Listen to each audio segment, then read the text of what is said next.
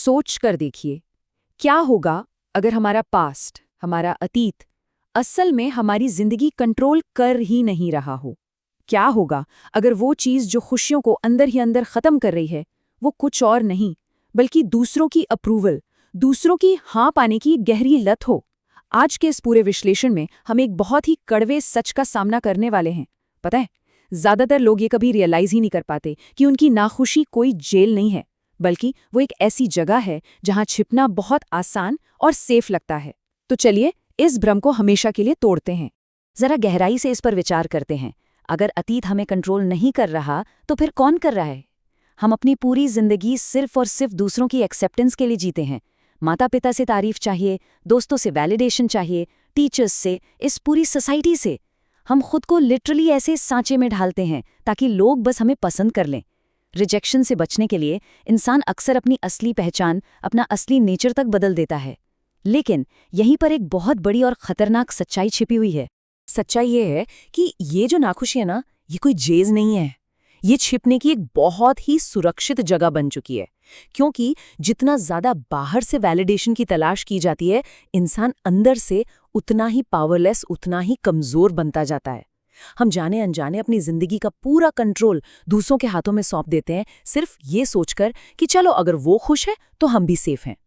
और इसी पूरे विचार को बहुत ही शानदार तरीके से इचिरो किशिमी और फुमिताके कोगा ने अपनी किताब the courage to be disliked में पेश किया है। ये किताब एक बहुत ही डरावना लेकिन आंखें खोल देने वाला आइडिया सामने रखती है। आइडिया यह है कि शायद हमारा पास्ट हमें किसी जाल में नहीं फंसा रहा है, बल्कि शायद इंसान अपने पास्ट के ट्रॉमा को सिर्फ इसलिए इस्तेमाल कर रहा है ताकि उसे वर्तमान में, आज में कोई मुश्किल बदलाव न करना पड़े, बस एक बहाने की तरह। अब पहली नज़र में पास्ट वाली ये बात थोड़ी क्रूर, थोड़ी हार्श लग सकती है, क्योंकि ज़्यादातर लोग सिगमंड फ्रॉइड के कॉज एंड इफेक्ट वाले सिद्धांत में यकीन करते हैं। मतलब इंसान इनसिक्योर है क्योंकि उसे बचपन में तंग किया गया था, ये हुआ तो वो हुआ। लेकिन मनोवैज्ञानिक एल्फ्रेड एडलर यहाँ एक बिल्कुल ही अलग और रैडिकल बात कहते हैं। उनका कहना है कि इंसान सिर्फ अपने अतीत की वजह से कोई काम नहीं करता, बल्कि इंसान वर्तमान में एक उद्देश्य, एक पर्पस के लिए काम करता है। एडलर का ये कोट देखिए, ये लिटरली पूरी गेम बदल देता है। कोई भी अनुभव अपने आप में हमारी सफलता या विफलता का कारण नहीं है। हम अपनी सुविधानुसार उनसे जो चाहे बना लेते हैं।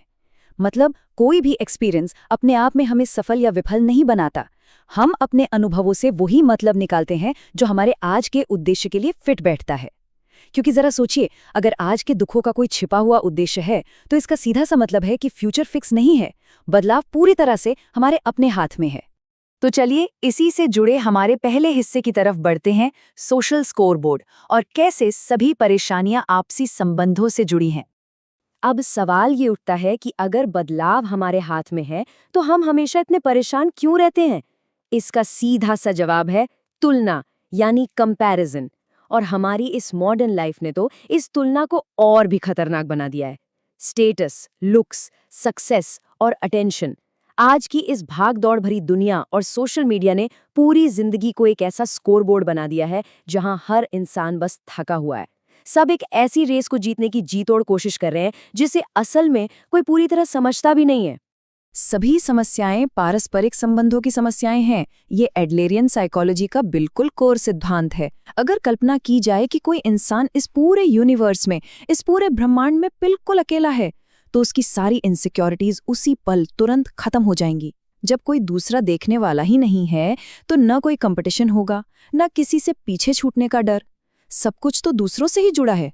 और यहीं से हम आते हैं दूसरे और बहुत ही अहम हिस्से पर, कार्यों का विभाजन, यानी द सेपरेशन ऑफ टास्क्स, और कैसे इसके जरिए मानसिक शांति वापस पाई जा सकती है। तो अब इस दिखावे और थकान भरी दुनिया से आखिर बाहर कैसे निकलें?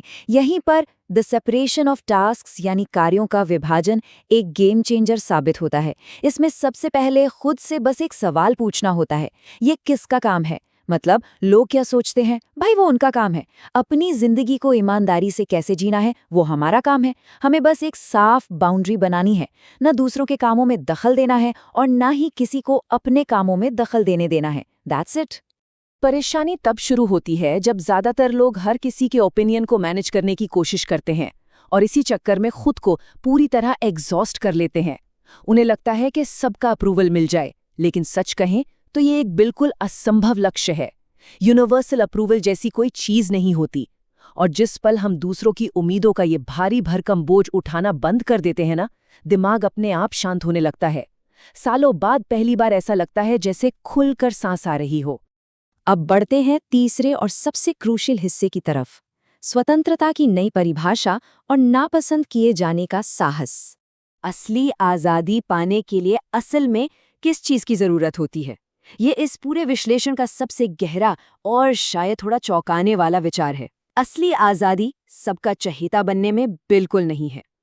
फ्रीडम का मतलब है अपनी प्रवृत्तियों का, अपने नेचुरल इंस्टिंक्ट्स का विरोध करने का रवैया और अन्य लोगों द्वारा नापसंद किए जाने का साहस रखना, जैसे ढलान से लुढ़कते हुए पत्थर को रोकना। अगर हमारे किसी सही फैसले की वजह से कोई हमें नापसंद करता है, तो इसका मतलब है कि हम सच में आज़ाद होकर जी रहे हैं। अब यहाँ एक बहुत ही गहरा सवाल उठता है, क्या लोग सच में इंसानों की तरह जी रहे हैं या महज एक परफॉर्मेंस की तरह? ये एक ऐसा सवाल है जो हमें खुद से ज़रूर पूछना चाहिए। आलोचना या क्रिटिसिज्म से बचने के लिए इंसान अक्सर अपनी असली पहचान को ही दांव पर लगा देता है, लेकिन इसकी कीमत बहुत बहुत बड़ी चुकानी पड़ती है। ऐसा करने से धीरे धीरे इंसान अपनी ही नज़रों में गायब होने लगता है। वो एक जीता जागता इंसान कम और दूसरों को खुश करने के लिए की गई एक परफॉर्मेंस ज़्यादा बन जाता है। और ध्यान रहे, ये सिर्फ कोई किताबी फिलॉसफी नहीं है। इसका बिल्कुल सीधा असर हमारे असल जिंदगी पर पड़ता है। जिस पल हर किसी से पहचान या रिकग्निशन पाने की ये अंधी दौड़ बंद कर दी जाती है ना, तो एंग्जाइटी अपने आप कम होने लगती है। जिंदगी बहुत ही शांत, हल्की और ठहरी हुई महसूस होती है। ये दुनिया कोई युद्ध का मैदान या बैटलफील्ड लगना बंद हो जाती है, बल्कि ये एक ऐसी जगह बन जाती है जहां इंसान खुलकर बिना किसी डर के जी सकता है। दूसरों की राय की चिंता करने से पहले मैं अपने खुद के अस्तित्व का पालन करना चाहता हूँ। ये कोट अपने आप में कितनी बड़ी बात कह देता है। दूसरों की उम्मीदों से बनी इस अदृश्य जेल, इस इनविजिबल प्रिजन से बाहर निकलना ही वो इकलौता तरीका है जिससे कोई भी इंसान दूसरों की तालियों और वाहवाही के बजाय असल में अपने लिए जीना शुरू कर सकता है। तो इस पूरी चर्चा का अंतिम निष्कर्ष क्या निकलता है? निष्कर्ष यही है कि अनुमति मांगना, परमिशन सीक करना पूरी तरह से बंद करना होगा। समाज हमेशा जज करेगा। लोग जज करेंगे या नहीं, ये तो कोई सवाल ही नहीं है, वो तो डेफिनेटली करेंगे ही। इसलिए वैलिडेशन की ये जो निरंतर खोज है, ये जो भूख है, ये पूरी तरह से व्यर्थ है, इसका कोई अंत नहीं है। तो अंत में सिर्फ एक ही असली सवाल बचता है, और वो सवाल ये है कि क्या इंसान महज किसी और की राय की वजह से खुद को हमेशा ऐसे ही छोटा करता रहेगा? क्या कोई सिर्फ इसलिए अपनी अहमियत कम करता रहेगा क्योंकि किसी और को वो पसंद नहीं? इस विचार को अपने साथ रखिएगा और इस पर गहराई से सोचिएगा ज़रूर। इस विश्लेषण में जुड़ने के लिए बहुत बहुत शुक्रिया।